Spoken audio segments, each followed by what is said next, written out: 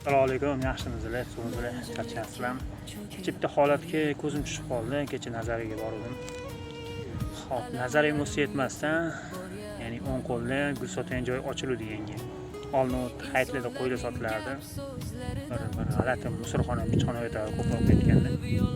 Shu yerda Gulcha amaki, xolalar, aka-ukalarim chiroyli obod qilishdi, betonlar qo'yib tashkilot qilib. Chiroyli qilishdi. Kimgadir shu joy kerak bo'lib qoldi, bilmadim. Shu joy buzilayotganmish. Chiroyli joy, odam ko'rganda yaylar, har xil ko'chatlar bor edi, archalar, hamma narsa bor edi, xullas. Shu joy buzilayotgan. Shular hozir ya'ni chorasi qot ikkigilar, sotuvchilar. Obod qilingan joy buzilib, ma'lum narsa bo'ladimi? Yo istanka bo'ladi, yo bo'lmasa yana qo'y sotilgan joy bo'ladi. Qashixona bu.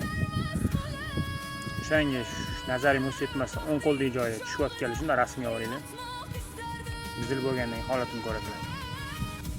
Yana shu eski musorxonaga aylanadi. Shunchalik obod qilib qo'yishgan joyi biz tashalyapti. Ishonmasanglar bir o'zinglar shu tomonga o'tib qo'yinglar. Faqat bugun erta o'zi prikaz tegan, racho-pacholar kelgan, biz ishga ruxsat berilgan. Bugundan kech qolsanglar kerak joy ko'rgan. Nima ham derdik?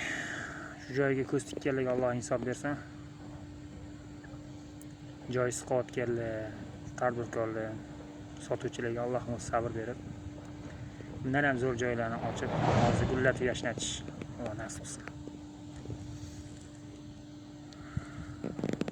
Mayli. Bir o'tib ko'ringlar shu joyga.